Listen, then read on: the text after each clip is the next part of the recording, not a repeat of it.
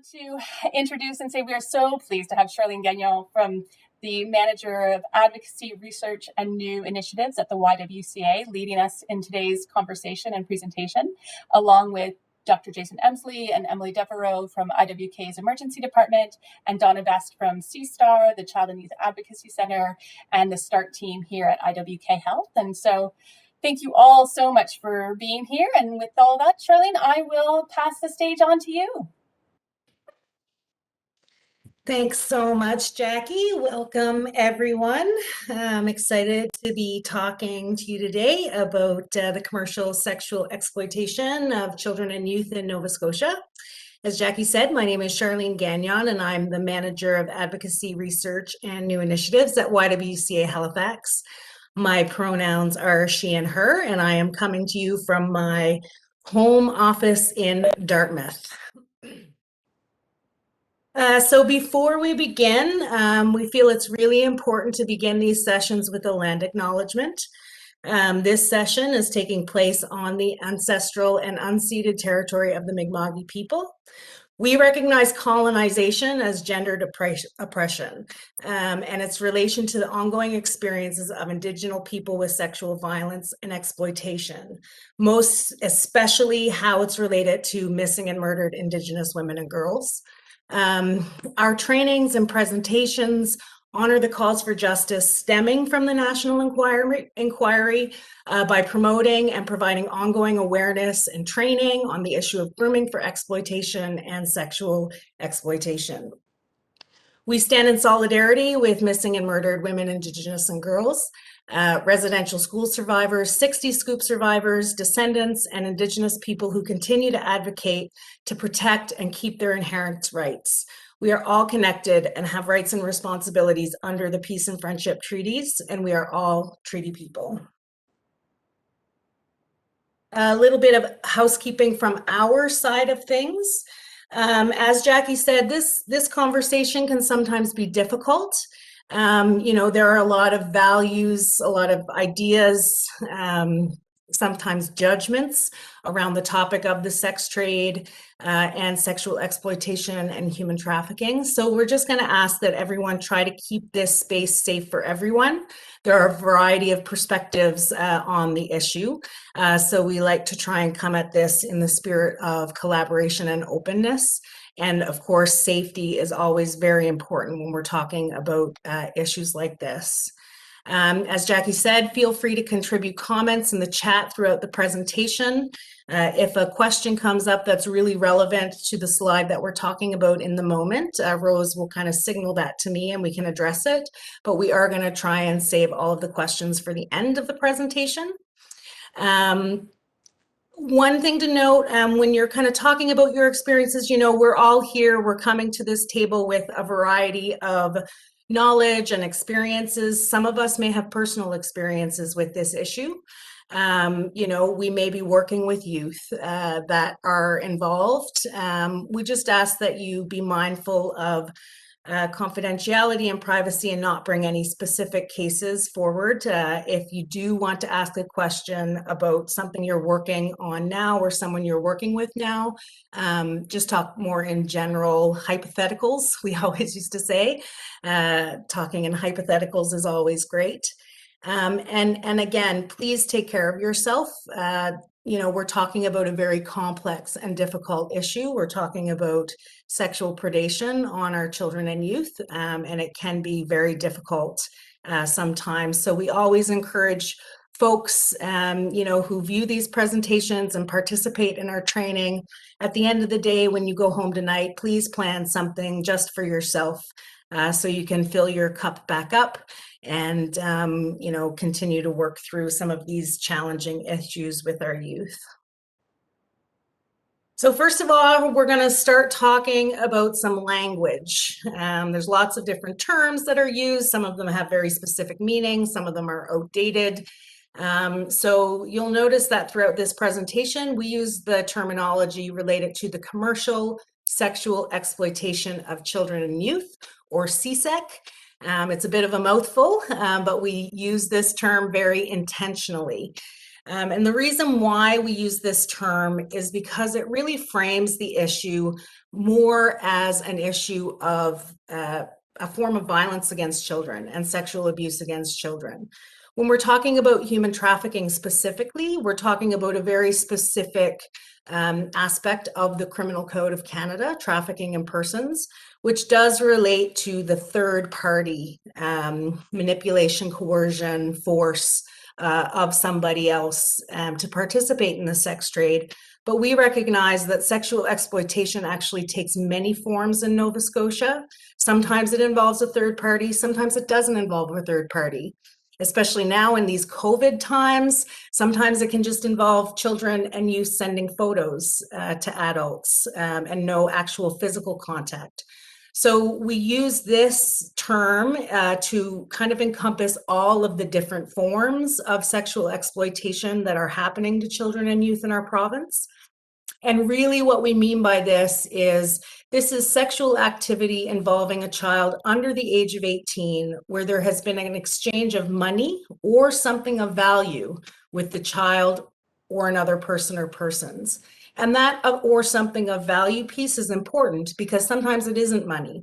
Sometimes it's rent for our homeless youth. Sometimes it's transportation. This is particularly an issue for youth in rural Nova Scotia. Sometimes it's access to substances and not even really hardcore substances. We're talking about weed and alcohol in some cases. So we aren't just talking about that exchange of money. We're also talking about the exchange of basic needs that a lot of youth have in this province. And really, we're talking about treating a child as a commercial and sexual object. That is really at the heart of what we're talking about. I will like to say that, generally we have training courses that we offer. Currently, we have 8 different training modules for a total of 22 and a half hours of training. And even our introductory module is 10 hours, which a lot of this content is coming from. And we're kind of condensing it into about an hour and a half. So, we've tried to distill the information as best we can, give you the highlights. And of course, if you want to access any of our full training sessions, we'll give you information on how to do that at the end. I noticed a question that came into the chat about the slides. We will be sharing the slide deck as well, so you don't have to be worried about furiously writing notes as we're going through. So we're going to talk a little bit about sex trade engagement generally. So of course, the sex trade is $1 billion global industry. There's lots of different forms of sexual labor. We're talking about anything from those in and out calls, what we would usually think of as prostitution, to camming, to pornography production, to stripping, to a new phenomenon of being a sugar baby and sugar daddies. So really it runs the gamut. There can be a lot of different aspects of sex trade engagement. And very broadly, when we think about these terms, right, we think of human trafficking, which, as I said, is a very specific part of the criminal code, trafficking in persons. And really, in this way, it's interesting to note that trafficking in persons charge is not specific to sexualized human trafficking. It's related to all forms of human trafficking. So when you look at statistics that come federally about the human trafficking rates in Canada, we have to remember that this also actually includes cases related to the Immigration, Refugee and Protection Act, not only criminal code offenses. But when we're talking about trafficking, what we're talking about is a third party that has manipulated, coerced, deceived someone to participate in the sex trade. They are the third party that controls their movement, their money. They may be advertising for somebody, and they're really the ones who are materially benefiting from the sexual labor of the individual who's participating. It's not only youth that can be victims of human trafficking. It can also be adults as well. Though if someone is charged with trafficking a person under the age of 18, the sentencing through the criminal code can be a lot higher than that, than if it's an adult involved. When we're talking about exploitation, This is also a criminal code offense as it relates to children under the age of 18. So when we're talking about exploitation, we are talking about children and youth who are under the age of 18 who are vulnerable due to their lack of basic needs, and where a third party, an adult, someone in a position of power, trust, or authority, someone in a position of dependency with the youth are kind of using that power, authority, and trust to have sexual relationships with youth, and maybe be providing their basic needs or withholding their basic needs in exchange for sexual favors. We also think about exploitation, when people are kind of treated like products or sexual objects, you know, when it's more that somebody is viewing it from a purchaser side of things, they're viewing it as I'm purchasing a body or an object rather than purchasing the services of a human being that also has, rights and protections, basic human rights as well. Anytime anyone who's vulnerable due to a lack of basic needs is participating in the sex trade, it can be exploitative. Whether or not there is a single third party exploiting, anytime someone is kind of lacking those basic needs, nobody should feel that they have to turn to the sex trade in order to pay their rent and in order to meet their basic needs. And yet this happens a lot.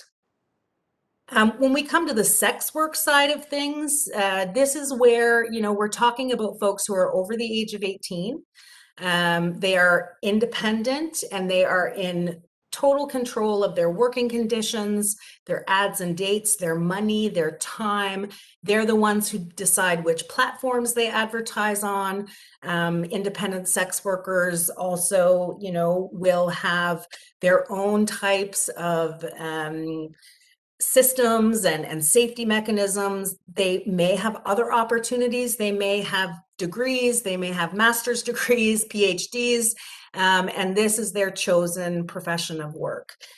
We do recognize that folks who are engaged in the sex trade in this way do have a right to their occupational health and safety needs as well, as was kind of demonstrated in the 2015 Supreme Court challenge against the prostitution laws, which have changed the way we kind of deal with the sale of sexual services in Canada now. We're just going to take a little bit of time to talk about consent, because consent to sexual activity as it relates to age, as it relates to whether or not we would consider somebody to be a sex worker or a victim. It's really important to kind of listen to folks' language that they're using to describe their own experiences rather than us kind of placing labels on them, because that can sometimes be challenging and turn people away. But when we're talking about just basic consent to sexual activity, so if we take the commercial aspect out of it altogether, and we're talking about consent to sexual activity, I'm sure you all are very familiar with the consent laws in Canada. But just as a reminder, when we're talking about consent, we're talking about the voluntary agreement of the complainant to engage in the sexual activity in question. And sexual activity is very broad in how it's defined by the criminal code. It can include anything from kissing, touching, fondling, right through till sexual intercourse. It's important to remember that there is no consent if a person submits to sexual activity or does not resist due to any of the following circumstances: where there is violence, threats of violence, or fear of violence directed at the person or other people; when the perpetrator abuses a position of trust or authority; or when the perpetrator uses fraud. And this can happen at any age. We're not even talking about age-based consent here. We're just talking about consent very generally. And it's important to note that the way that the law kind of views it is, even if the individual does not have a fear of violence, if a reasonable person would assume that there would be a fear of violence, then that could constitute as no consent under our criminal code. And then when we're talking about kind of like the age-based consent laws, you'll see a bunch of ages. We always like to say this topic is super complex. We layer complexity on complexity on complexity as we go through this, you'll notice. But age is important, especially when we're talking about children and youth. And a lot of us define, even in our own government departments, we define what is a child, what is a youth at different ages and stages. But when it comes to how we kind of approach this work, we do lean on the criminal code, particularly when it comes to the consent pieces. And when we're thinking back to those different ways that people can engage in the sex trade. So, I mean, the easy answer is, of course, the age of 12. No legal consent can be given for any type of sexual activity, period. That's it. If you're under 12 or under the age of 12, then no consent can be given. The legal age of consent in Canada is 16 years old. But there are some close in age exceptions for youth that fall in the 12 up to their 16th birthday category. And of course, for 12 and 13-year-olds, this close in age exception is 2 years. But that close in age exception doesn't apply if it is with a person who is in a position of trust, power, authority, or dependency. Same goes for 14 and 15 years. That close in age exception widens from 2 years to 5 years. So that does mean, and it's based on birth date. So that does mean a 15-year-old can legally consent to have sex with a 19-year-old. However, if that 19-year-old is in a position, again, of power, trust, or authority, or in a situation of dependency or exploitation, no legal consent can be given. When we move into the 16 and 17-year-old range, that age exception is off the table. So a 16, a 17-year-old can have sex, can have a sexual relationship with someone who's 25, 35. In terms of whether or not they can legally consent to that relationship in the eyes of the law, they can. However, again, if the person they are engaged in the sexual relationship is in a position of trust or authority or in dependency or exploitation, consent goes out the window. Legal consent goes out the window in that case. It's interesting to note that because of the sexual exploitation laws in Canada, it also means that nobody under the age of 18 can actually legally consent to sell their own sexual services. This doesn't matter if it is a third party who is selling those services or if they are participating independently.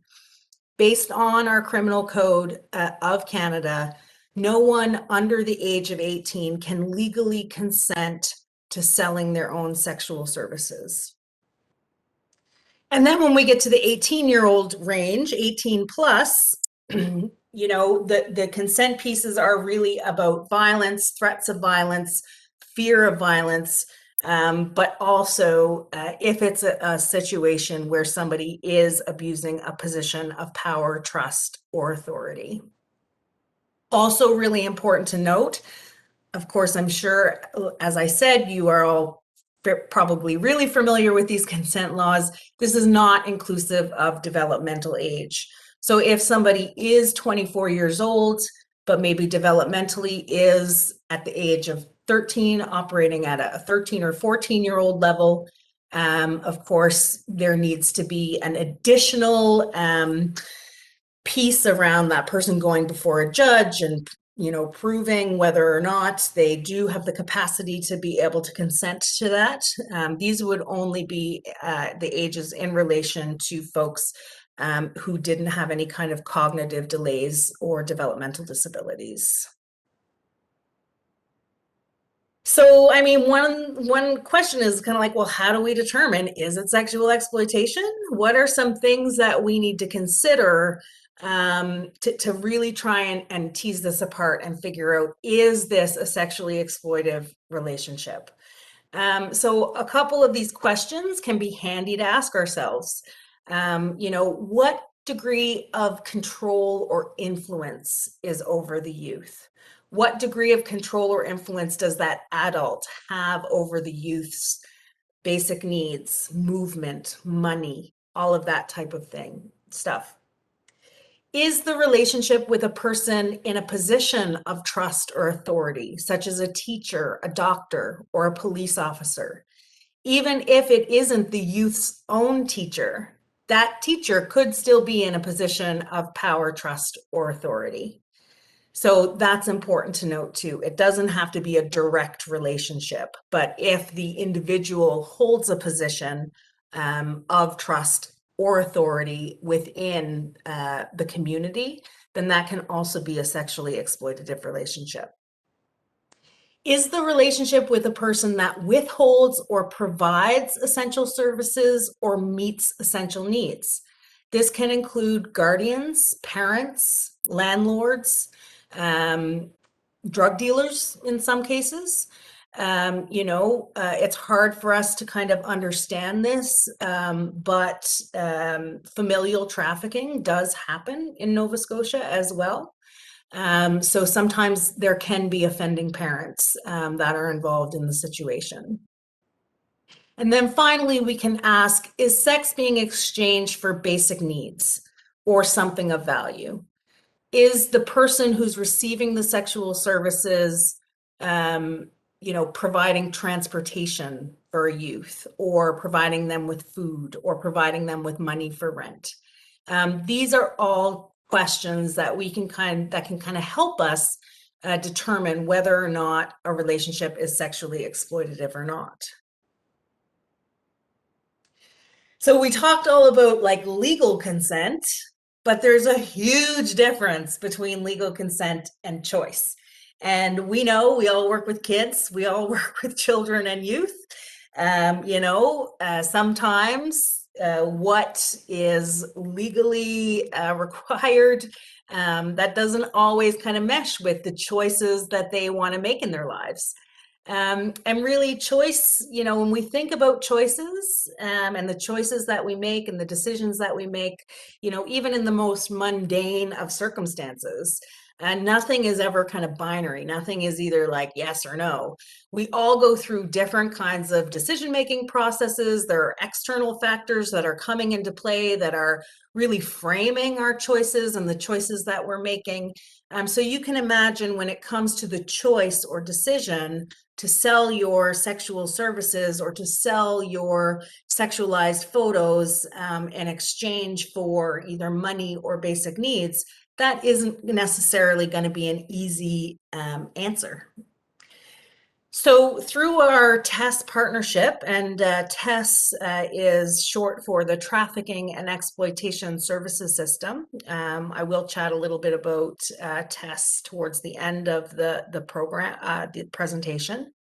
But we kind of engaged with partners because this came up very early on. And this concept of choice in the sex trade is sometimes hard to understand. There's a lot of values. There are some schools of thought which say that nobody can actually make a choice to participate in the sex trade willingly. So we tried to tease this out a little bit within our partnership, and we came up with this framework for understanding the different ways people do make choices. And we call this our spectrum of choice.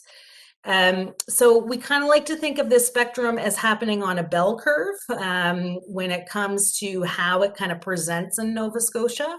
So really bubbling in the middle and petering out on the ends. So we're going to walk through this spectrum of choice, starting with the no choice category, the no choice category, which is essentially what is sometimes referred to as modern day human slavery.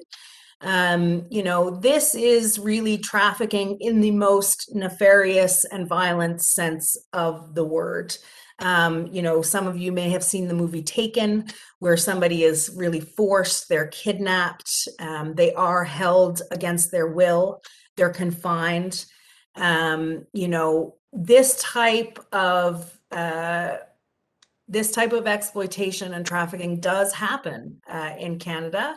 However, it doesn't happen as often as maybe pop culture or some anti-trafficking organizations that use some of that shocking imagery around human trafficking may lead folks to believe.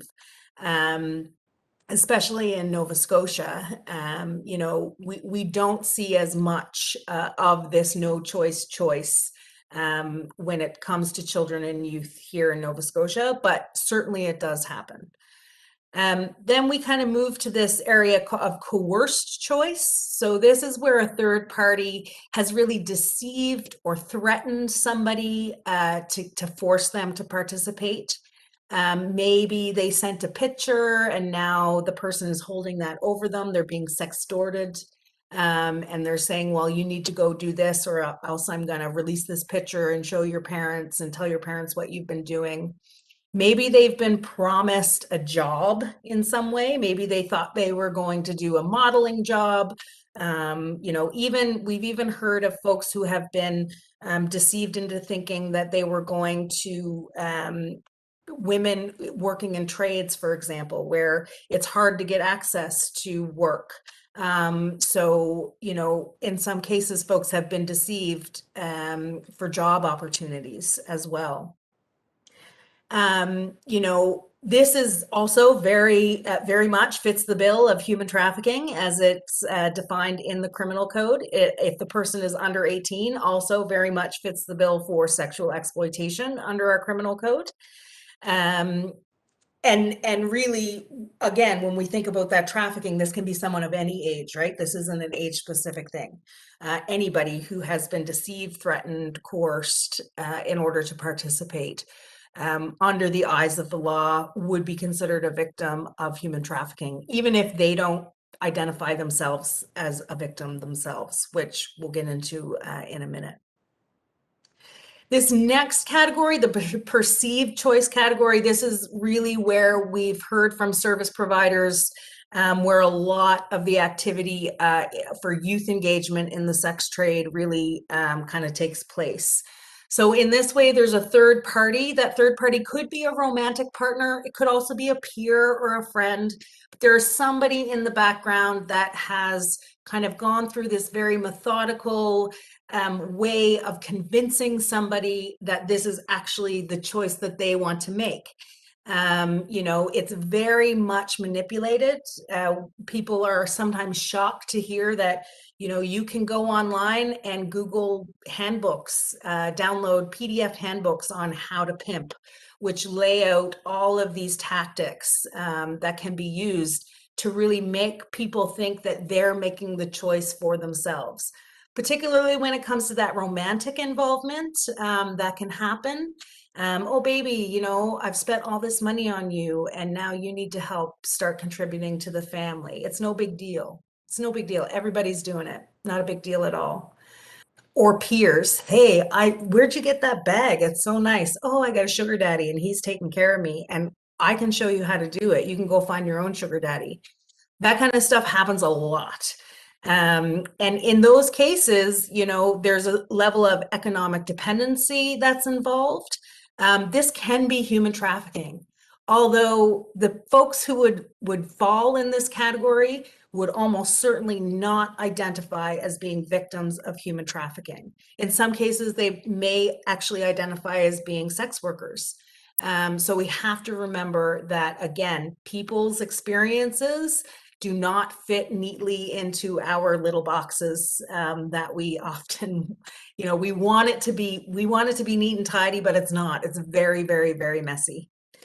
When we move into the situational choice category, this is when we start to get into the more independent type of engagement.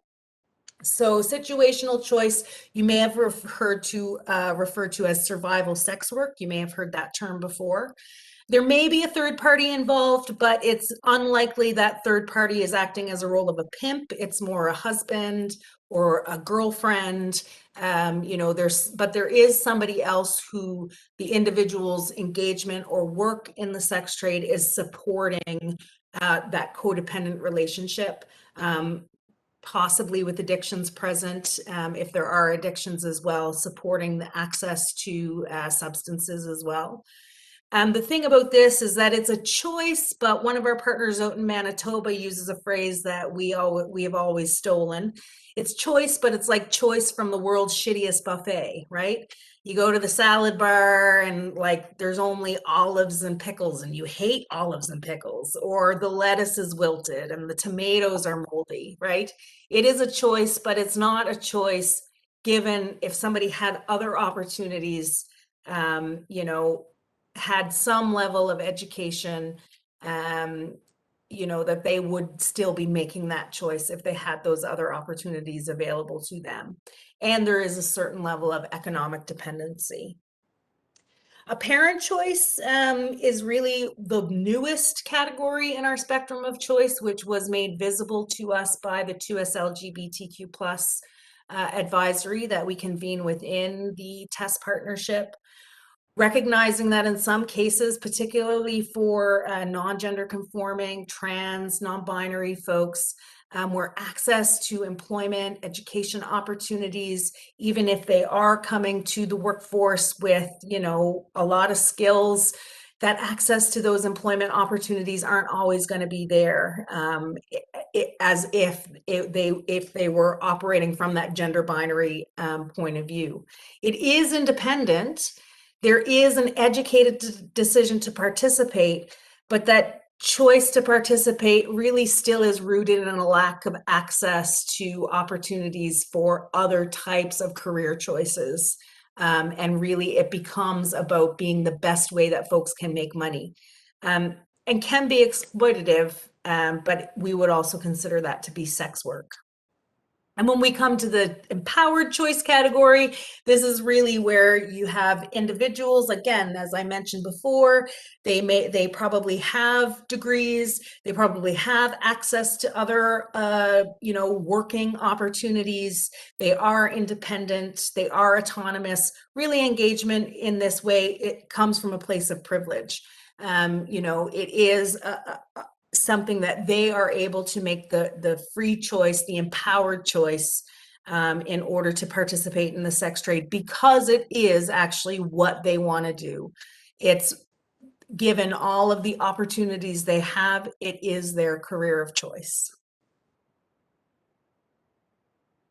Really important to note, we try really hard to stay away from images like this, which are often the images that are used. You probably see these in anti-trafficking ads. There is a shift. We know the Canadian Centre for to End Human Trafficking steers away from imagery like this.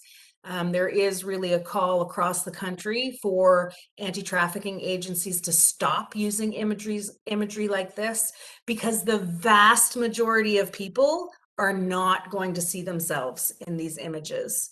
And if this is how we are advertising our services and supports to victims and survivors, people aren't going to engage with us because they don't view themselves as victims in this way that sometimes pop culture, using that shock value, which sometimes is to try and get more, donations and money for your programs running.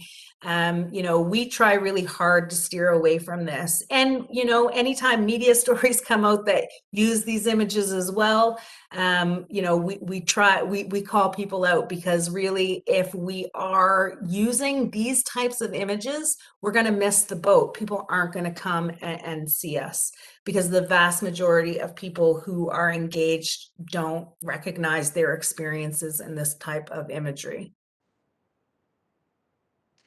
Along these lines, it's also really important to remember there's no such thing as a perfect victim. And what we mean by this is that you're not going to have people who are, I want to be saved, I want to be rescued, falling all over themselves, thanking you. Oh my goodness, I can't believe you're helping me. We're going to be compliant with a criminal code case.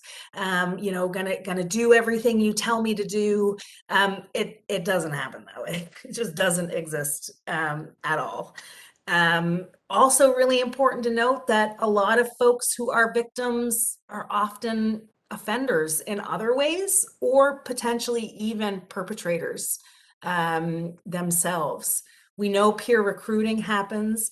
We know there are, series of, if you're working with, a perpetrator and you move up the hierarchy and you become, the main person, then your role might take on more of a recruiting role.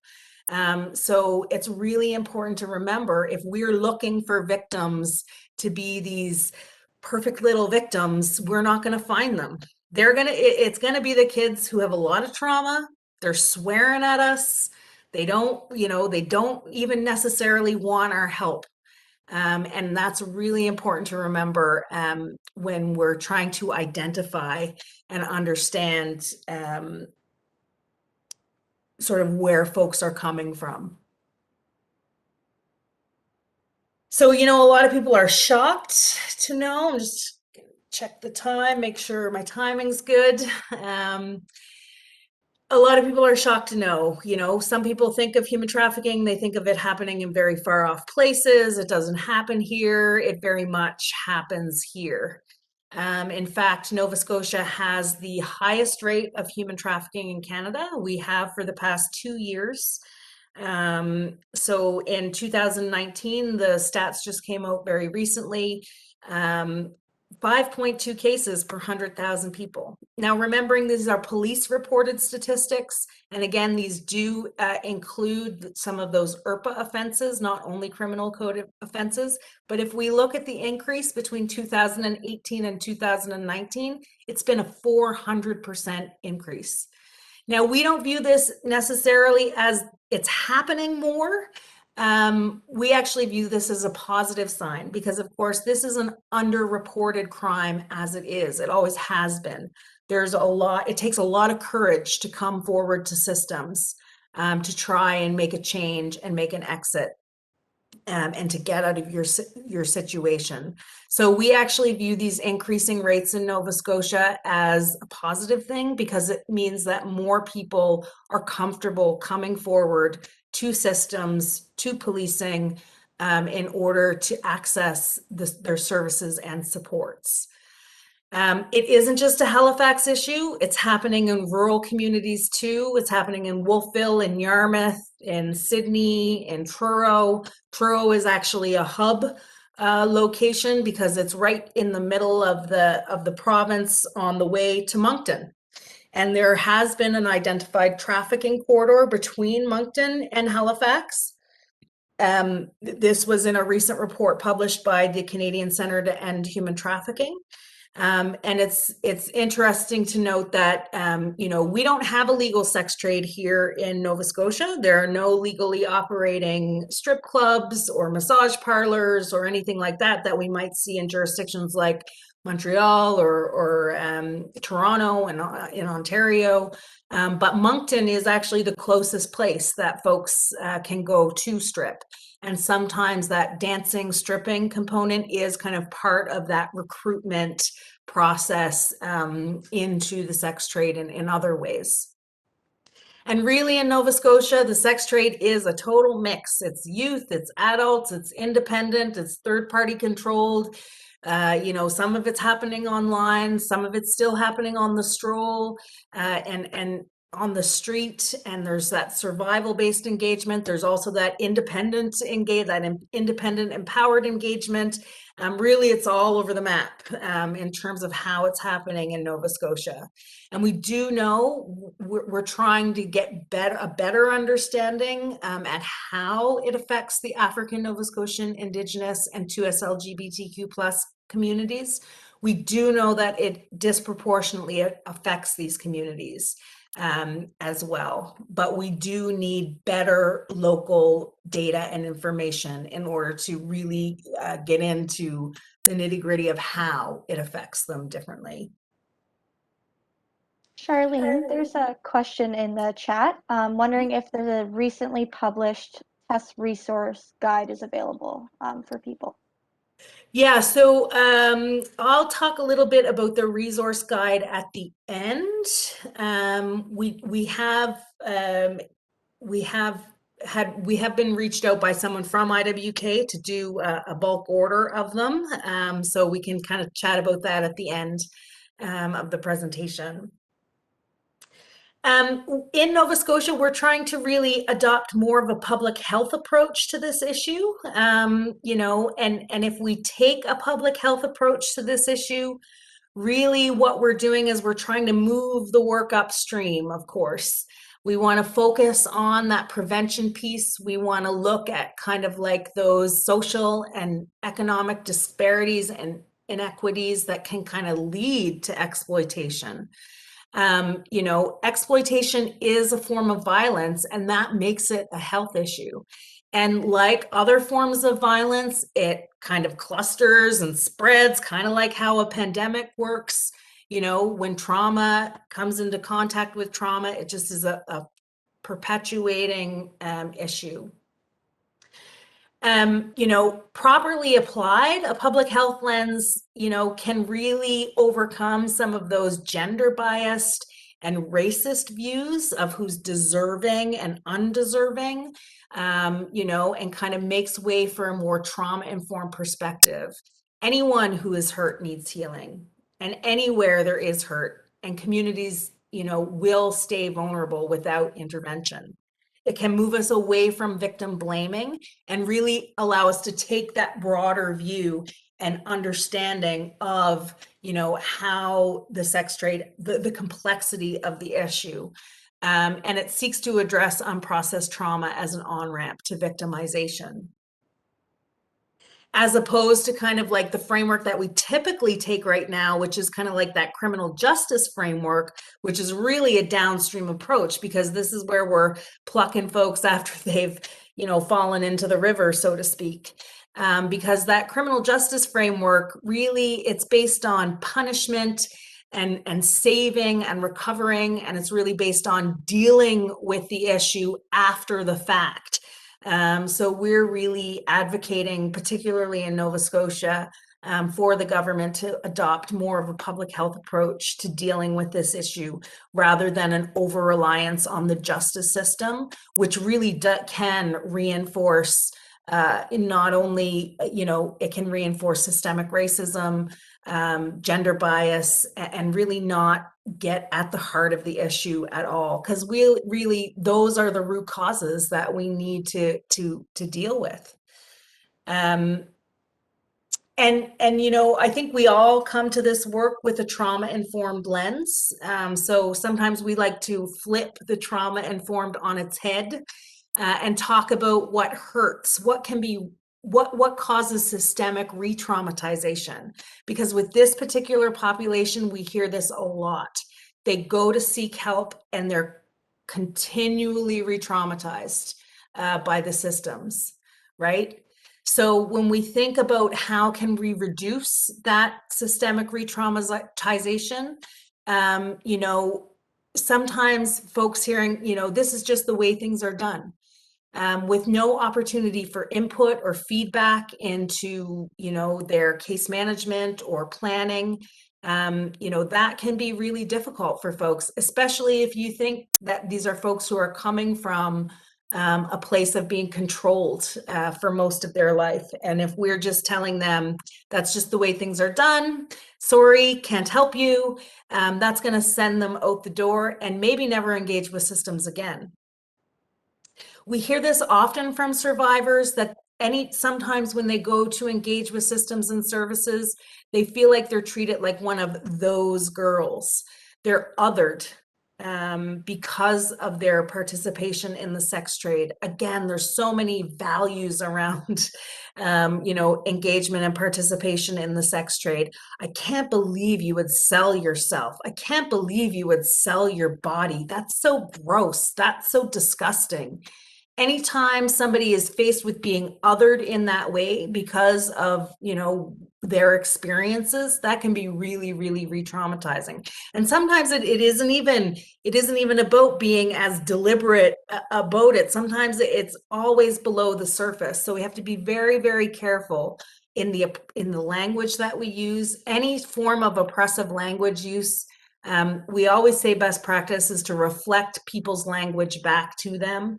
You know, people need to stay in control of their own narratives and their own experiences. And it's not helpful for us as service providers or frontline workers to come in and say, actually, no, that's not your label. This is your label. You're a victim. That's not going to be very helpful either. Multiple intakes, repetitive and continual telling of their story. As you can imagine, folks are going to have a lot of different experiences, and if they have to tell that story one more time, and you know the way trauma works, every time you tell that story, it brings you back to the experience itself. So how can we logically reduce the amount of times people are doing intakes and having to tell their stories? You know, if we're offering no choice or input into their own treatment or the services offered, that can be really traumatizing as well. We really like to take a participant-directed approach because this work is really about relationship building and also, you know, moving through those stages of change. When we're talking about changing behaviors, you know, we really have to meet folks where they're at, and we really need them to take the lead.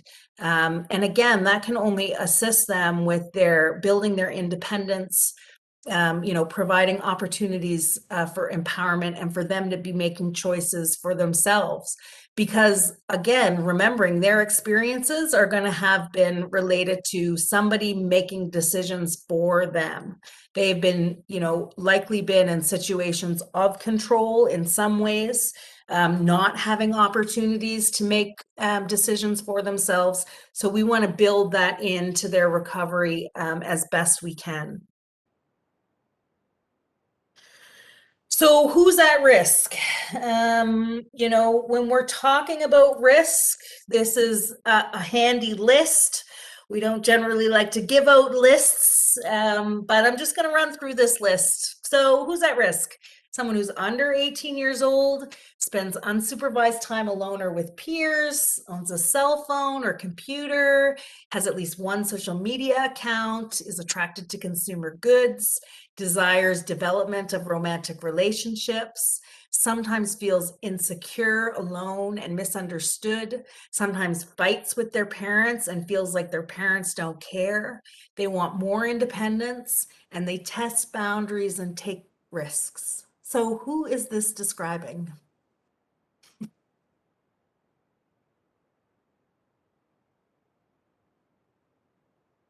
This is basically describing every teenager ever in the history of everything.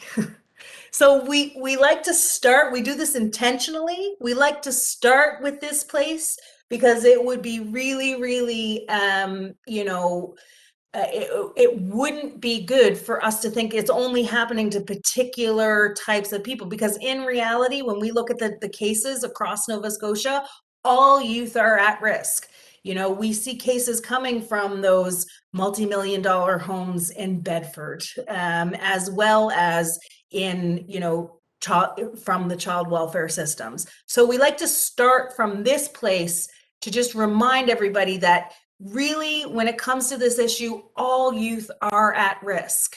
But risk also depends on individual factors, so the events in or the characteristics of an individual's life. Risk also depends on the environmental factors, so, you know, what's going on in the child's neighborhood or community. Maybe they're having some trouble at school, they're being bullied. Maybe they don't have access to, you know, extracurricular activities or supportive communities. And then we also consider the social factors. So those are really those, you know, deep down root causes, the foundation set up in our culture that make CSEC possible, or ways which we even promote or perpetuate sexual exploitation. So we have this handy Venn diagram to look at those different aspects of risk. So when we look at the some individual risk factors like gender identity, sexual orientation, you know, racial identification, history, childhood, adverse childhood experiences, the ACEs, those all come into play when we're thinking about risk. Some of these things are pretty universal. Even as a 43-year-old adult woman, I sometimes struggle with the need for approval and love. So some of these things are very universal things, but they're compounded when we think about those systemic vulnerabilities as well, like legacy of colonization, systemic racism, poverty, social isolation, social marginalization, and community isolation, if we're thinking about rural communities as well. Some of the false narratives we have around masculinity and femininity and those really harmful gender norms that we promote. Language barriers for the newcomer community, that can also be a really important thing. And then, looking at the cultural pieces of it as well, the hypersexualization of girls and boys. Really, if we look at some of the stuff that comes across the TikTok and only with the rise of OnlyFans. The reason why we talk about risk is really because perpetrators of commercial sexual exploitation seek out those vulnerabilities and risks. They are looking for the most vulnerable youth because they know that they can get the most vulnerable youth to do what they need them to do if they start filling those needs that they have. And that's the process. This is a well-documented process. RCMP use this in their training. This is kind of a universally known, pattern for the luring, grooming, recruitment, and exploitation. So when we're talking about that luring phase, that is that identifying who's vulnerable, who's susceptible, who can I manipulate, who has needs that need to be filled that I can step in and fill those needs. So those youth are identified, and they're identified in a variety of ways. Unfortunately, with the internet and online and all of our existences online right now, youth really put that out there. They let the whole world know when they're having a bad day, when they're fighting with their parents, when they're sad, when they're lonely. And sometimes their privacy filters aren't set very high. So really, in a lot of ways, online becomes this preying ground for people to be able to identify what are those vulnerabilities, who are the vulnerable youth. The grooming process is really that relationship forming between the victim of the future. It could be a friendship, it could be a romantic relationship, it could be like a mentor-mentee type of relationship. And really the individual, makes a lot of promises for the future. They are the ones who are filling every single one of the needs. So if the youth has a need for love, then maybe they're the boyfriend or girlfriend. If the youth is living in poverty, then maybe they're showering them with these luxury material items that they wouldn't be able to have access to otherwise, or taking them for trips into the city. Really that's the perpetrator's job, is they find out what are those needs and how can I intensely fill those needs, because that's how you get them hooked. It's process of love bombing. Some of you may have heard of that term, love bombing, as kind of a new term coming out through the internet. And then the recruitment is kind of like slowly introducing the idea of working in the commercial sex trade. It's no big deal at all. You're going to make a lot of money. The harms are minimized and that material reward is amplified, so that at the end of the day, the youth actually believes that it's their choice, that they've made this choice to participate, and they want to do it because they want to contribute to the family. They want to continue to have access to these luxury material items and goods. And then once they become exploited, that's when the isolation happens. Folks are isolated from their family, their friends, their freedoms are limited. And really it's a series of psychological or physical violence, really similar to what we see in cycles of intimate partner violence. the same types of tactics that are used, the same types of issues. We have to remember it doesn't always need to be physical violence. In a lot of cases, it's not physical violence, it's that psychological abuse and manipulation. And I don't, this is one of the worst list slides. This comes from Biderman's chart of coercion, which those of you who work in the intimate partner violence field or have any knowledge of that will know this. Perpetrators use a great deal of really horrible tactics in order to keep people under their control. Some of the things that we know in particular, withholding those ID documents, especially if you've been isolated from your community, if you've been removed from your community and now you have no ID, how are you going to get on any form of transportation to be able to get back home? How are you going to be able to access any services if you can't even prove who you are? In addition to kind of threats and that kind of physical type of violence, sometimes what will happen is there'll be forced debt.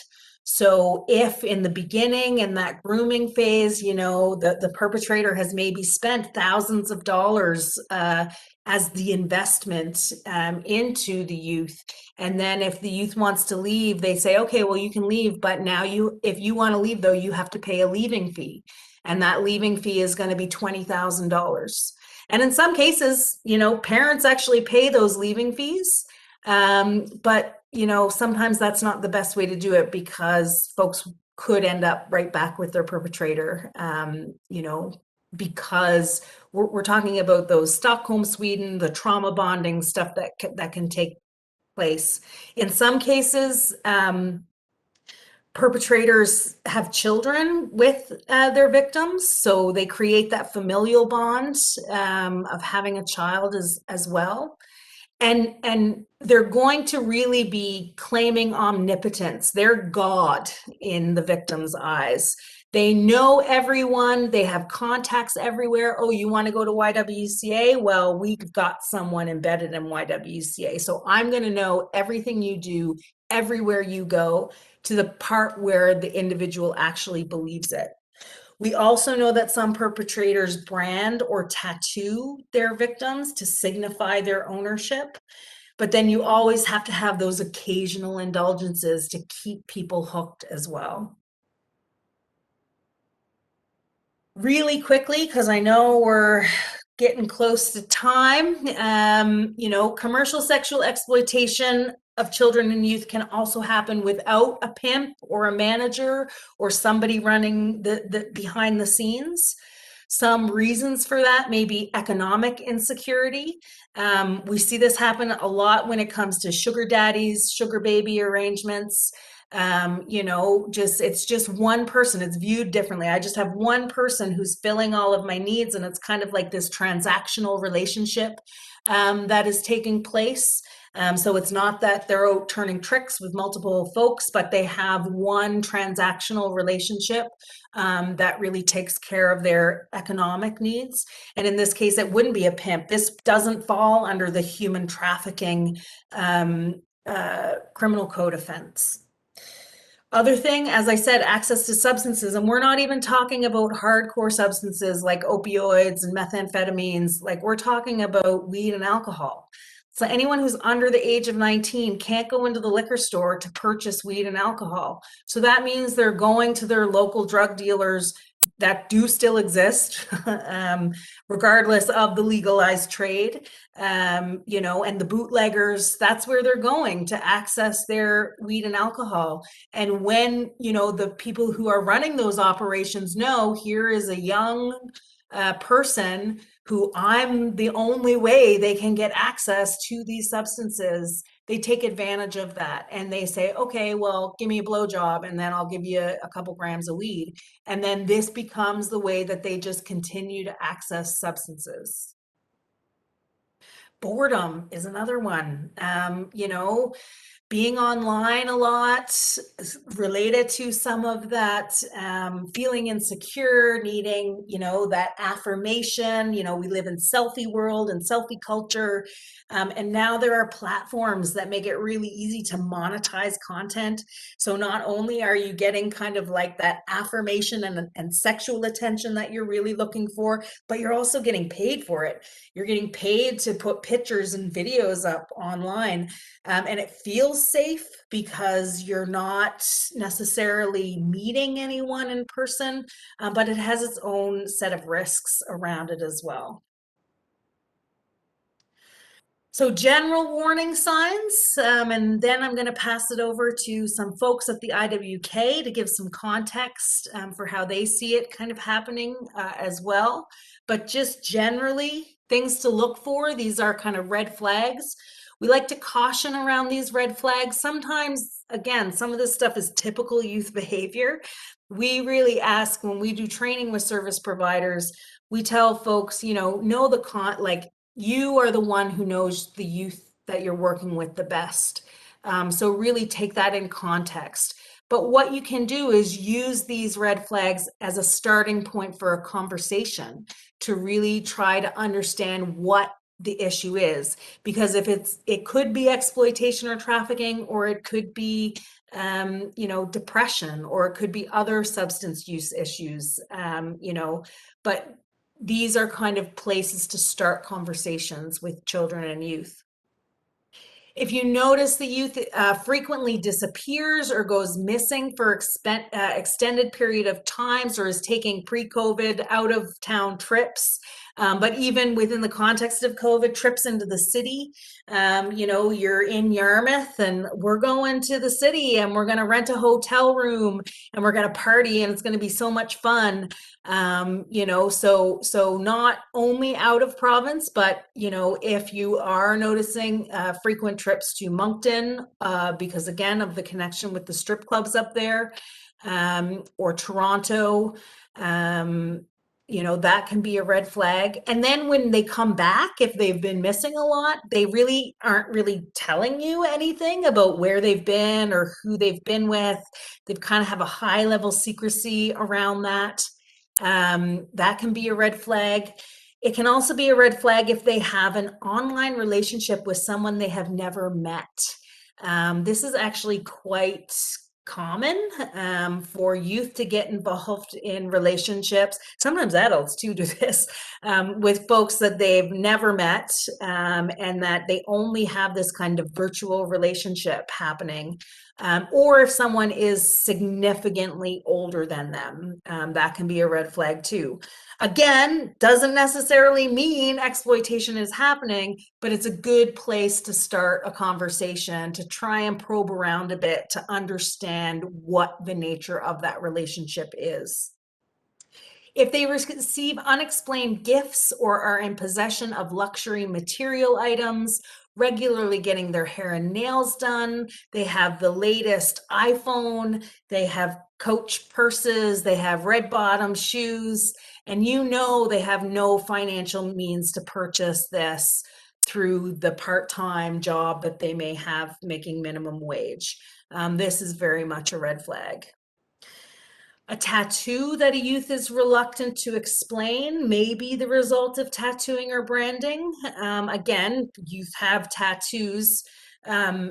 As a person with tattoos, if someone asks me about my tattoos, I'm generally happy to share, the significance of it, or, it's my favorite artist, something about it. I'm not just going to clam up and be like, I don't want to talk about it. So again, kind of taking it in context. If they have a second working bag, if you notice they carry 2 bags or purses around with them, and one of those bags has an excessive amount of condoms in it. I mean, we always say if they have condoms on them, that's great. We're doing our job for making sure they're having safe sex. But if they have an excessive amount, and maybe they have some lingerie, sex toys in that bag, wipes, baby powder, these are all, the tools of the trade for when they're going on tricks. If they have a second cell phone for answering calls for services or just communicating with that partner, so it's a second cell phone and that's the only way they communicate with their romantic partner. And if you notice, they kind of get really antsy when that second cell phone goes off. That can be a red flag. And if you notice that it's the same taxi driver or person that's always providing them with transportation, that can be a red flag as well. Particularly in Halifax, we do know that, you know, some taxi drivers are on the take and are the ones that are, you know, transporting people to their calls and have arrangements worked out. So that can be another red flag. And now I am going to hand it over to Emily. Is it Emily? A point that Shirley made earlier around the statistics that we know come from reports that are made to police. So a lot of the information and statistics we know, they're kind of estimates for the proportion of people that report the crime, but we know that these could potentially be higher.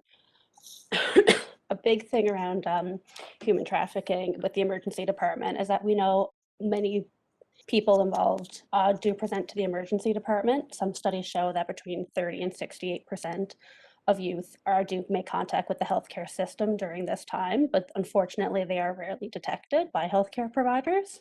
Typically with presentations, it's a young person and they may come in with a third party. Traditionally, the thought was that it would be an older man was kind of the original stereotype, but we know that's not true. They may present with males, females, maybe older, they may be their own age. We do know that it does happen in people, that people will accompany them who are maybe under 18. Another red flag is that people that they're with are very reluctant to leave the individual alone with a healthcare provider, or that they're going to kind of try to answer questions for the individual.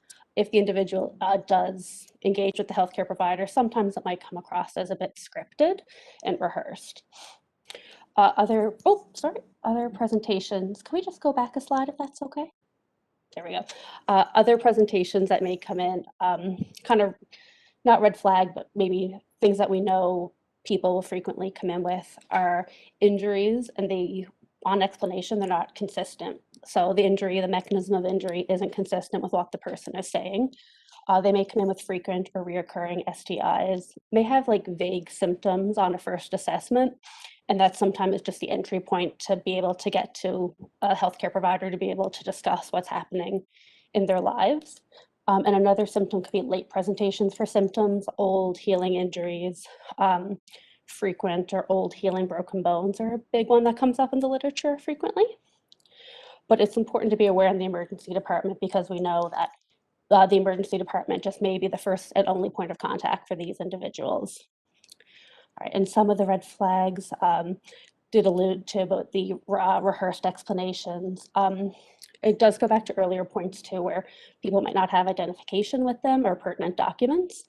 On assessment, they may not know the city they're currently in, may appear anxious, nervous, trying to avoid eye contact, and the adult or the other person presenting with them, they may try to answer questions for the patient, but in many cases too, they don't raise too many red flags. There we go.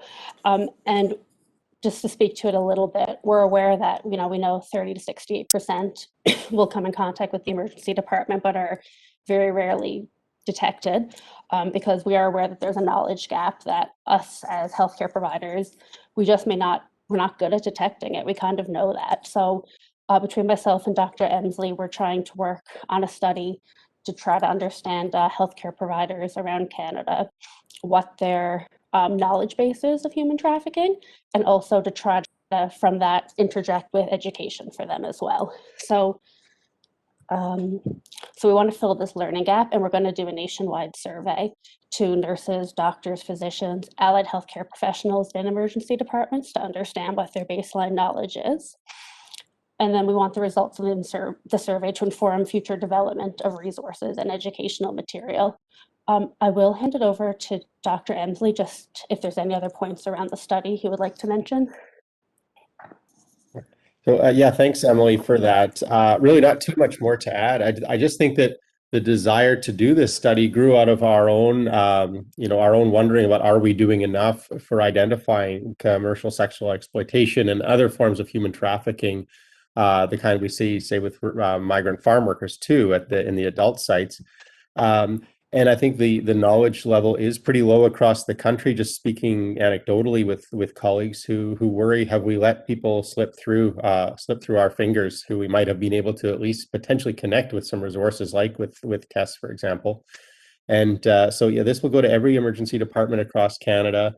Anybody who's a member of any of the PERC pediatric network, and all the adults and combined emergency department sites. And that's work that Emily's spearheading here, and so we hope to launch this survey sometime later this year. So look forward to sharing that with people. And as Emily said, this is really a spring. It's not just simply to know the level of awareness, but it really is the springboard to be able to have that entree into providing resources that are right there, the one-pagers that will sit in emergency departments to help the triage nurses, physicians, residents, social workers, etc. Flag this sort of thing. So just before I hand it over to Donna Best with START at the IWK, it's very unlikely, we always say this in our training, it's very unlikely that somebody is going to walk into your office or walk into the emergency room and say, I am a victim of human trafficking and I need help. Disclosure might come, but it might sound very different. It may be, I've been dating this person and they've asked me to do something I'm not quite comfortable with, or it may be a friend or a peer that comes forward out of concern for their peer, or through some conversation. You may hear some of those red flags and want to talk a little bit more about it. But, we have just some basic do's and don'ts. Again, if folks are interested in taking the full training, I highly recommend it to dive into this a little bit more. But really, we kind of say, like, first of all, it can be scary. It can be really scary if we don't have a lot of experience with this, and someone that we're working with, this presents with them. So try not to panic. Really, we say it's listen, believe, validate. That is the very first key best practice, listening, believing, and validating those experiences. And even if the words aren't coming out of our mouth that are judgmental, sometimes our body language can give it away a little bit. So being really mindful of our whole selves when we're kind of interacting and talking to youth about their experiences. Again, don't expect them as a victim in need of saving or rescuing, and try really hard not to freak out or overreact, because, in general, youth are pretty astute and in tune with what's going on with us too. They can tell when we're not comfortable talking. So, just trying to be really mindful and keeping calm and keeping the youth comfortable. Before they get too deep into the disclosure, if you feel like they may be making a disclosure or a disclosure may be coming, we say it's always best practice to address confidentiality right up front. If there's a duty to report, it's important to let the youth know that you are a mandated reporter, and be really transparent with them about your professional boundaries of confidentiality about anything they may disclose to you. We've heard it time and time again from survivors that they've made a full disclosure and then the person turns around and says, okay, we have to call child welfare now. And not having any, as a mandated reporter, that's the way that it has to happen for sure, but not kind of being blindsided by that, like not having that information up front. So really being transparent with youth about, even beyond the duty to report to child welfare, what your own professional responsibilities are when it comes to confidentiality. There is no duty to report to police. We have to remember that. You know, there is the duty to report if it's under 16 and it's involving sexual exploitation, but there is no duty to report to police. So really, unless it's a call to 911 that needs to be made, or, you know, unless the person is actually saying that they want to involve police, don't call police unless it's very explicitly said. In some cases, police are not safe, do not feel safe for some of these youth. And the idea of involving the criminal justice system, especially if they have, you know, past histories as offenders, which is, you know, quite common, then involving the police is not going to be a way to keep them kind of engaged. Let them set the pace. We talk about meeting where they're at on their terms, using those stages of change, that stages of change framework, looking at where are they in the stages of change.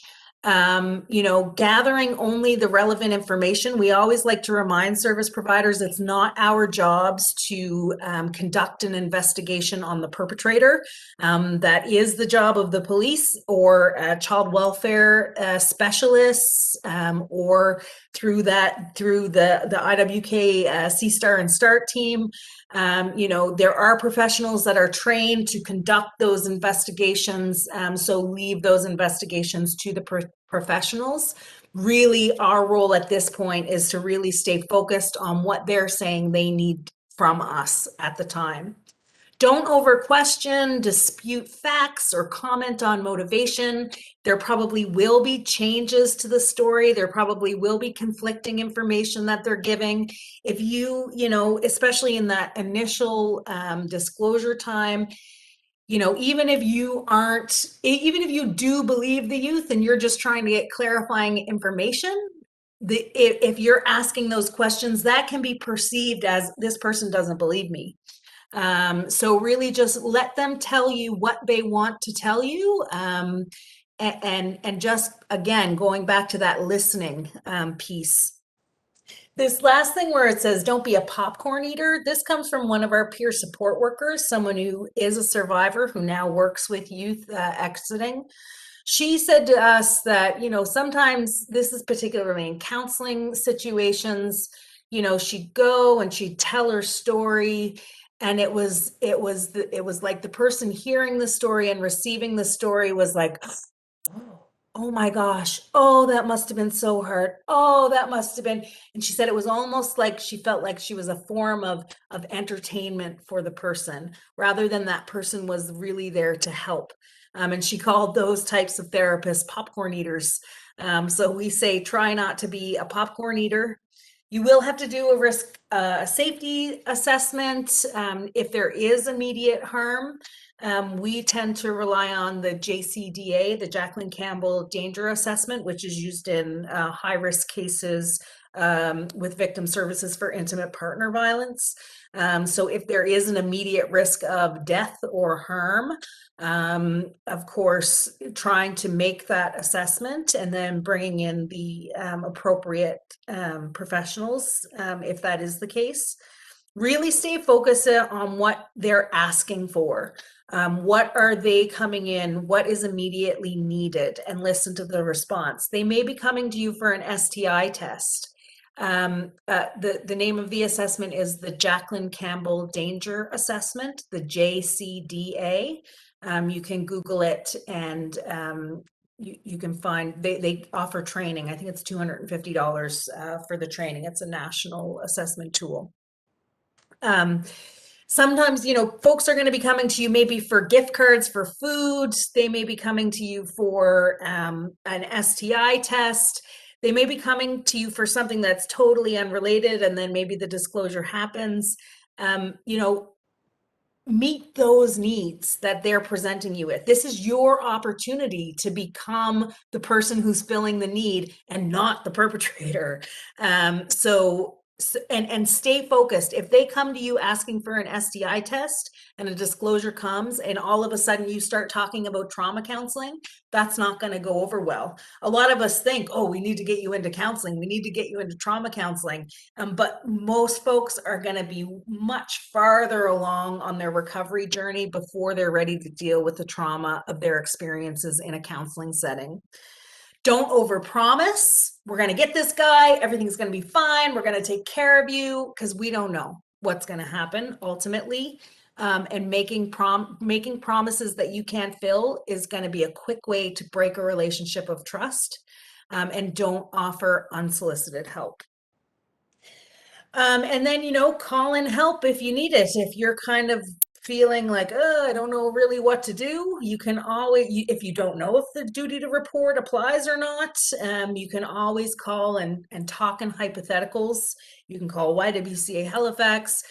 You can call people internally, maybe Christina or Donna. Maybe I'm speaking out of turn there, but they can let you know. But you can always ask for help. There's nothing wrong with asking for help if you don't really know where to turn or where to go. Sometimes when we're working with youth and we have that one relationship with them, they aren't going to want to work with anyone else. They're only going to want to work with us. But really be careful about that and be mindful about that, because part of it is we want to help them make other connections. And it can be really draining and challenging if you assume that sole responsibility for meeting all of their needs, because their needs are going to be really, really complex. I'm just mindful of the time here. I want to make sure we get through and have time for questions at the end. Some phone numbers here. You will be getting these slides, so you will be getting these phone numbers. There's just a note around calling police. There is no duty to report to police, as I said earlier. But we're going to be thinking, should I be calling police in this case? First question, is the youth at immediate risk of danger or harm? So does a call to 911 need to be made? If the answer is yes, then make that call to 911. Are the police safe for youth?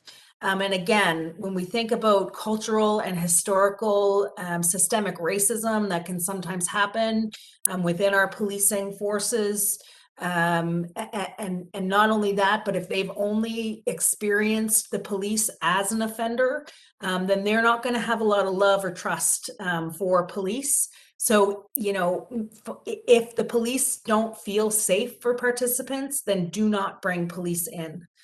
Has the youth expressed that they want to even bring charges forward? Do they understand the process of launching an investigation? Do they know what that means? Do they know that if they become a complainant in a human trafficking case, that their phone is going to be taken by police and downloaded and investigated? Do they know the types of questions that they're going to be asked? Are they ready to really engage with that criminal justice process? Because without a complainant, these cases can't move forward. Charges can't be laid. They're really, really reliant on complainants for them to make their way through the criminal justice system. In Halifax, we also say if you do have to make a call to police, don't call general dispatch. Don't call patrol. Depending on where you are in the province, there are specialized teams now across the province that do take a more victim-centered approach to the work. Not everyone in the police force has had training on this issue. We have heard of really inappropriate responses from police at times, so if in HRM, this is the phone number to the Integrated Human Trafficking and Missing Persons team. In Sydney, Cape Breton, they have an officer dedicated. His name is TJ Martel, and he's the human trafficking officer there. And anywhere outside of HRM or Sydney, We do have a provincial human trafficking team that can go in any jurisdiction. They are a small unit, but they do take a victim-centered approach. And, you know, I think the training that they have received and their approach to investigations, I think we really see that increase in police reporting as a testament to the good work that that provincial human trafficking team is doing. When it comes to a duty to report in Nova Scotia, I don't know. I'll take a look at that slide. I can to see, make sure the number's correct. There is a duty to report all known and suspected CSEC if the child is under the age of 16. So known or suspected, that duty to report applies if they are under the age of 16. Between the ages of 16 and up to an individual's 19th birthday, there is a duty to report if the perpetrator is a family member or guardian. So if it is a familial trafficking situation or a familial exploitation situation, there is a duty to report.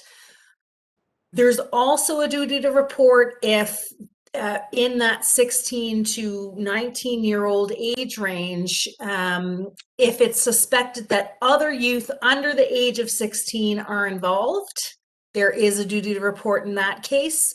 Otherwise, the same with regular, you know, reporting on child protection, participation is voluntary.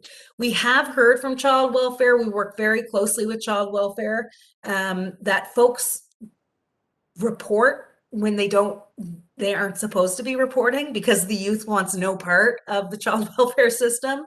If they're a 17-year-old and they don't want that file opened, they are really in control of whether or not to engage with the child welfare system. Now I'm going to hand it over to Donna. Thanks so much. My name is Donna Best. I'm the social worker here at START, which is the Suspected Trauma and Abuse Response Team. And I also work at CSTAR Child and Youth Advocacy Center as one of the advocates. So in looking at some of the resources that we have here at the IWK, we wanted to talk about these two services. Although they were not developed and are not specific to trafficking, they are services or resources that can be hopefully helpful in that trauma-informed way to provide those services for any youth and family who may be experiencing trafficking or exploitation.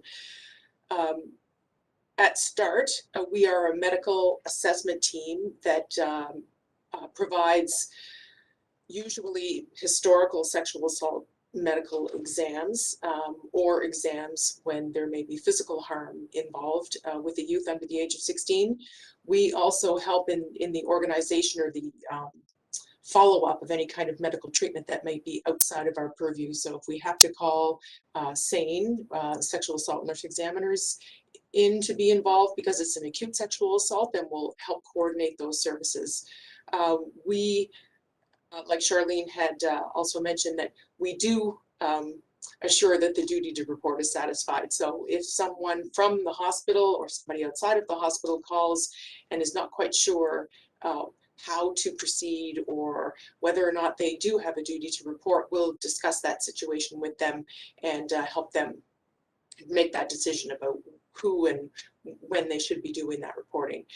We help families navigate through systems in kind of some of those questions, Charlene, again, that you were talking about. What does an investigation look like? Who would be involved? What would I have to do? What does court look like? All of those questions that come up are questions that we will definitely deal with a family with here at START.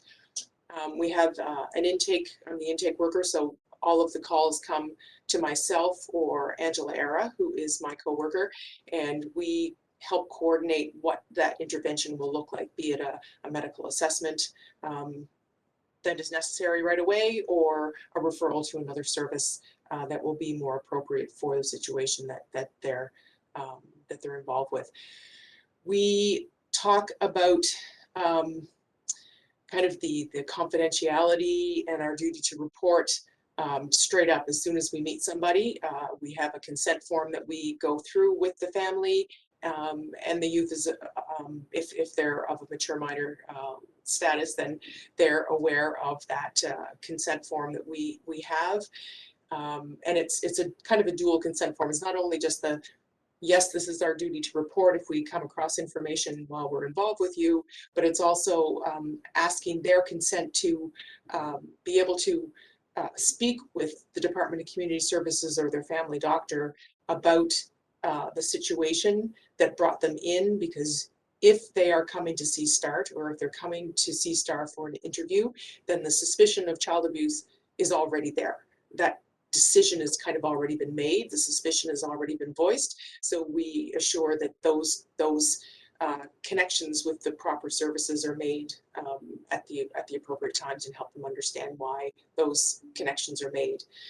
The difference at C-STAR is at C-STAR, Child and Youth Advocacy Center, the philosophy behind Child and Youth Advocacy Center is that we are providing a place where all of the resources that are involved with a family that are having criminal investigation done come to the same place, hopefully at the same time, to provide as much of the service that they need in a very kind of coordinated, trauma-informed approach, as opposed to having that situation where the youth and the family may have to go to a number of places or speak to a number of people on different occasions, because we know how traumatizing that is for them to retell their story over and over. So we try to provide all of those services in the most coordinated way that we can. If they come here to C-STAR for their investigative interviews, which is basically a statement taking by the police and the Department of Community Services, we provide the support of an advocate. And that's myself, and I share that job with Kathy Bourgeois, who's the other advocate at C-STAR. And we try to provide that really supportive counseling while they're here, to help them understand the process, understand again why DCS and police are involved, what kind of interview is being done, any of those questions that come up with with their new knowledge of this terrible thing happening to their family. Kathy is the handler for Dorado, who is our accredited facility dog. So she has the added bonus of having Dorado with her for that support. And he is able to attend, or actually be in the investigative interview process with the child, if that is deemed to be an appropriate situation. There have been times when Dorado has accompanied a child to court and has been present when we have had virtual testimony at court with the child here at C-STAR. So we hope at some point that when we become bigger and when we become independent, that would be something we may be able to provide on a more consistent basis. But right now, C-STAR is a relatively small facility, and Kathy obviously is only one person, so that is not the main job. That's not Dorado's main job. Dorado's main job as a facility dog is to be here at the center and provide that support for the families and youth that we see. As advocates, we continue to we will continue to be involved with the family after they are here for their interview, if they want to be involved. So it's a voluntary service, and we can stay involved a month or a year, or we have some files that are 3 years old because we're still waiting for it to go through the court process, and we will remain involved to provide that support and kind of ongoing navigation through very difficult and complicated systems that that a family wouldn't have no idea who to talk to or where to go as things move and change. We also have provided follow-up meetings at C-STAR for youth and their families when they're going through the court process, if C-STAR is a comfortable place for them to have those court prep meetings with victim services or with the Crown attorneys. So that is another option that we have. Families do not have to come here for their investigative interview to be able to use this space at a different time. So it's available because, again, we only have one meeting space here. So a lot of times, either for distance reasons or timing, the families cannot make it here for the interview, and that's okay. They can still come back at another time if that would be helpful for everybody. And last but not least, there are some psychoeducational workshops that are being presented by Kathy for the parents or caregivers of children who have been traumatized. And as we all know, very rarely do, and it's funny, we've developed these, she's developed these, this program based on the initial idea of the children who have been traumatized.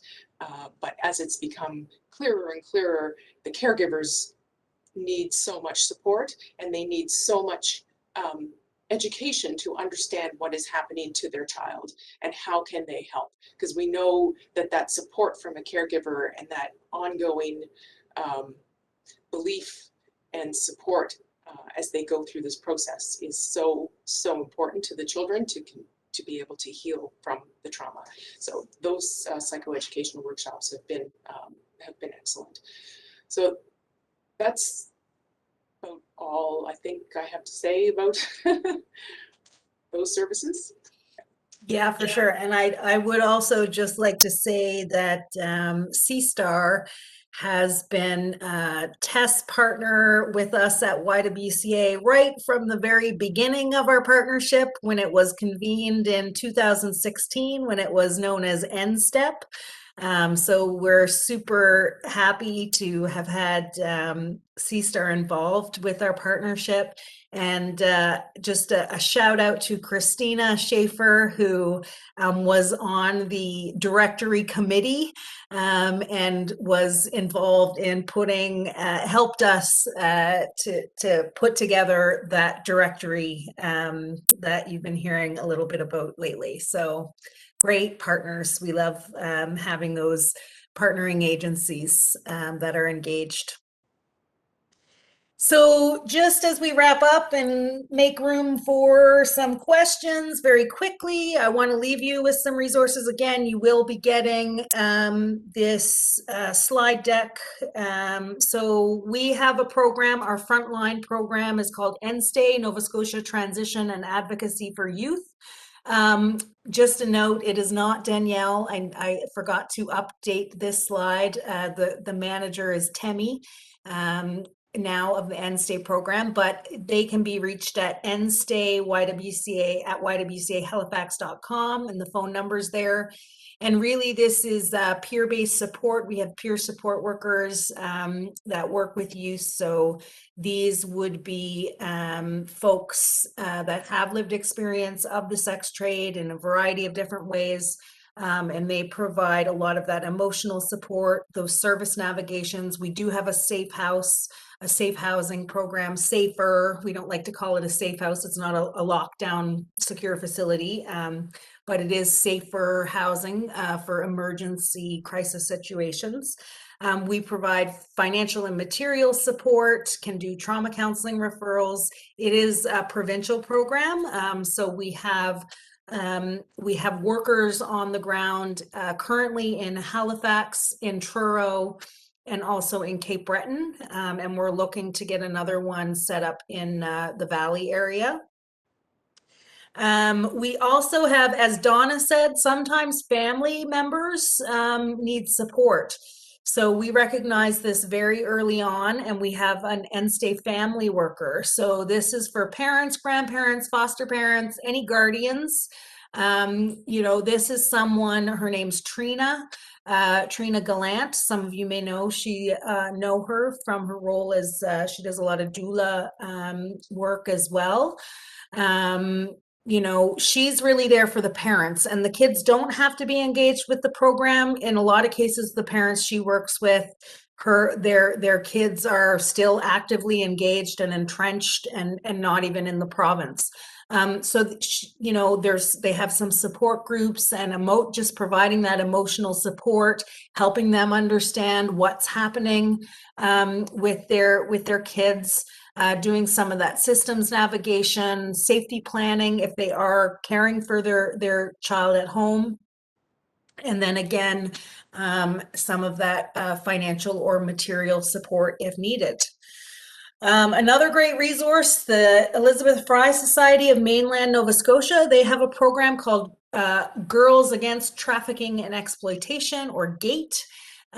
This is also a provincial program. This GATE Healing Outreach number is for youth, for anyone who just needs access to community-based services and supports and doesn't necessarily want to interface with the police or other service providers. This number is manned after hours, so that's great. It can be a great resource for folks, and the GATE program is also connected in with the TESS network, and we kind of use this line as a way to kind of triage and figure out what kind of services and supports folks need to use. And they have an office based out of Truro and also do a lot of work with EFRI Cape Breton as well. The Jane Paul Indigenous Women's Resource Center is for female identifying Indigenous survivors over the age of 16 living in CBRM. So this is a program of the Nova Scotia Native Women's Association. They have a drop-in center. It's a beautiful space. They can do internet access. They do hot meals. There's a clothing bank, a lot of harm reduction services. And then also access to some of those cultural supports and access to some traditional elders as well, if they are looking for that type of support. And here in Halifax, Stepping Stone, of course, is an agency that has been around for about 30 years in Halifax, working with you know, the folks engaged in the sex trade for a really long time. We really consider them to be kind of the experts when it comes to engaging with the population, especially from that harm reduction lens.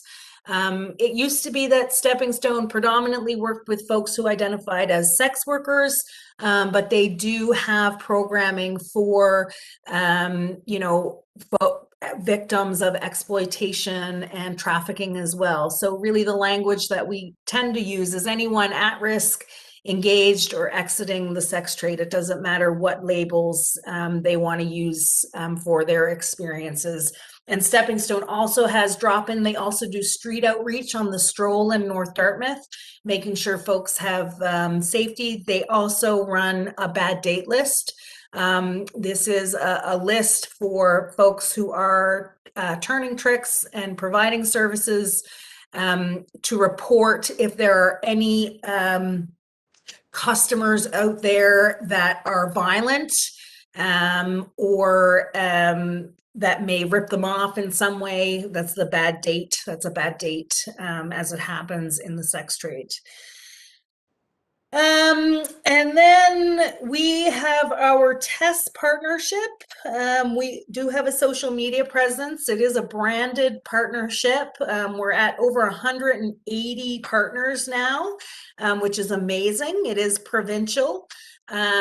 We do offer a series of trainings, as I mentioned. Again, if you're interested, currently we have 8 training modules. You have to access the first 4 introductory modules, which is done over 2 days over Zoom for a total of 10 hours of training in the introductory. And then once you take those introductory modules, you can take whatever additional topics you would like. So additional, more advanced topics include the criminal justice process, which we co-facilitate with Nova Scotia's dedicated Crown Attorney for Human Trafficking, Josie McKinney, that really walks service providers through that process from beginning to end so they can really prepare and understand how that process works. We have a module with Trina Gallant, our family provider, about supporting impacted families. So really focusing in on parents and caregivers and how do we support them. We've also launched in collaboration with Avalon Sexual Assault Center, an advanced training module on relational counseling techniques. So really getting into motivational interviewing techniques and diving into that trauma-informed practice. And this summer, we're about to launch a new training module called the Internet, Sex and Exploitation, which really takes kind of like a critical look at how we've got here in terms of some of the things that have really become culturally normalized when it comes to sex and the internet, and then looking at the different apps and risks associated with them that youth use. So I encourage you all to follow us on social media, because that's where we put all of our information out about our trainings, how to access, and other stuff that's happening in the province. So that's it. And now we still have time for questions. I'm impressed. Got 9 minutes for questions.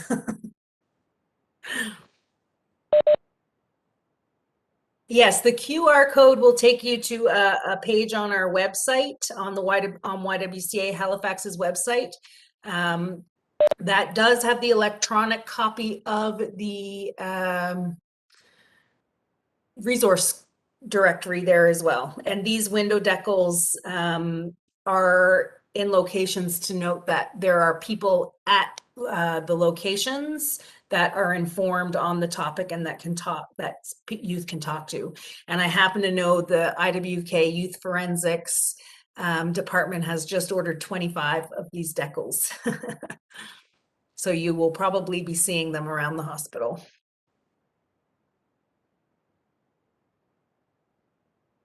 Is there a teen-friendly term used to talk about trafficking? I mean, really,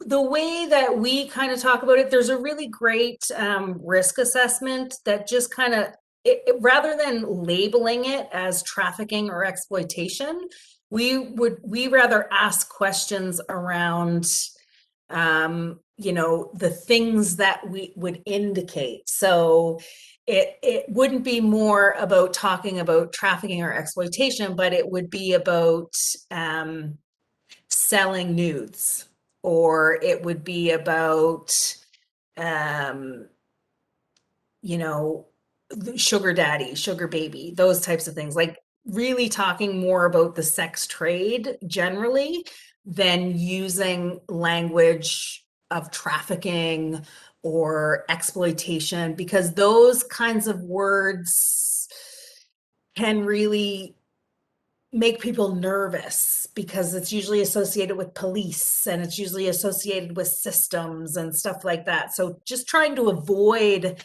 language of trafficking or exploitation and more focus around like what the acts are and what the behaviors are. So whether it's camming, like, oh, and sometimes it can be good to ask them, right? To let them take the lead and let them teach you a little bit.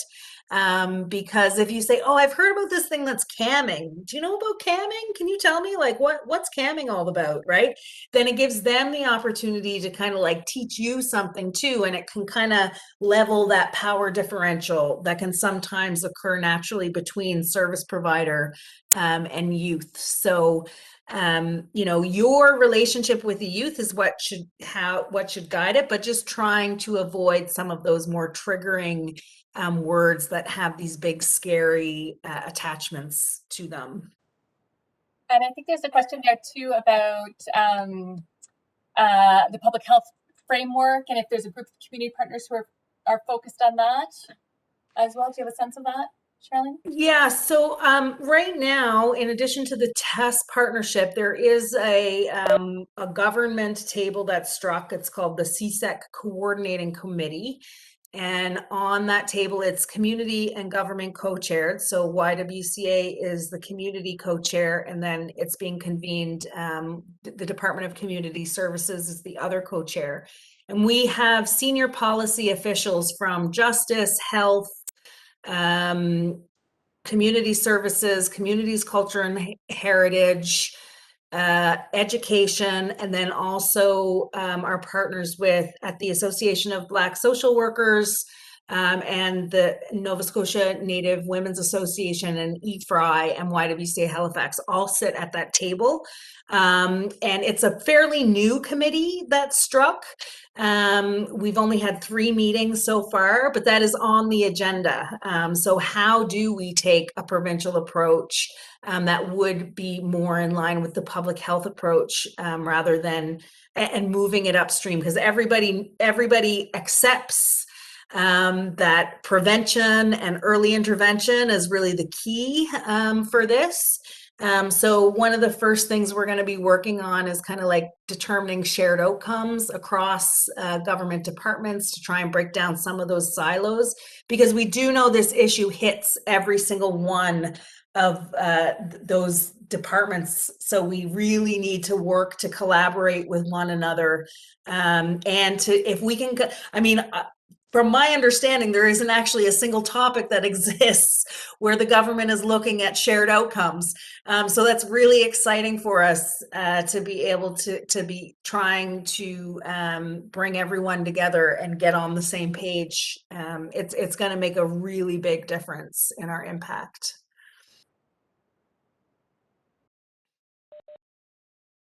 And Charlene, I certainly welcome other people's comments and questions as well. But I think one of the interesting pieces that we sort of brought this to attention was when we were working with some youth service providers and some of the training that was happening in the school, that was happening at sort of, in grade 7, early grade 6, grade 7, grade 8. And this sort of sense that, oh, wow, like this is happening at that can be happening at such a young age. And I'm just wondering if you can sort of comment on what you might be seeing and at what ages you might be seeing some of this happening.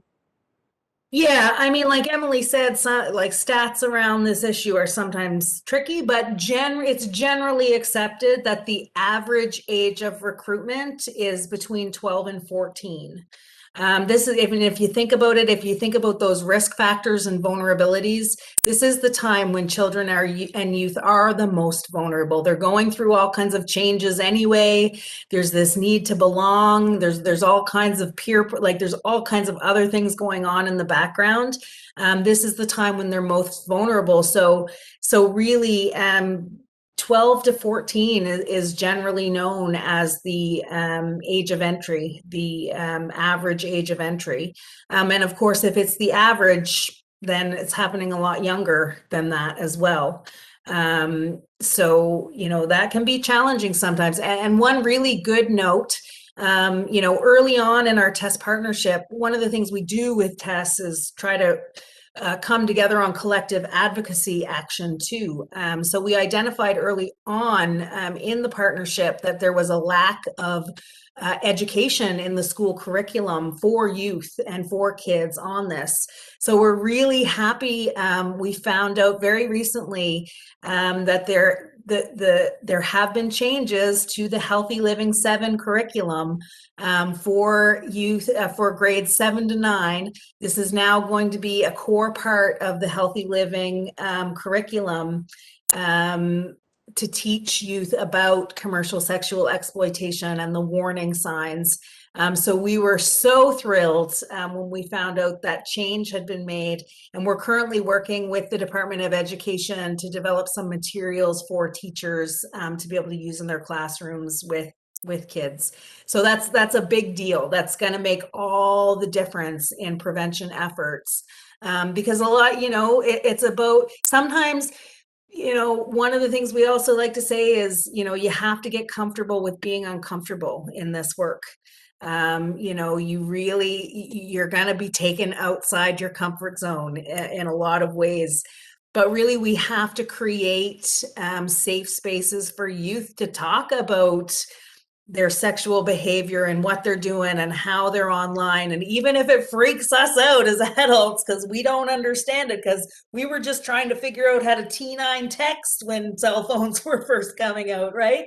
We really have to be informed about what's really normalized for them, for us to be able to have some of these difficult conversations with them, because it's only when they don't fear judgment that they're going to come forward and ask us for help if they find themselves in precarious situations.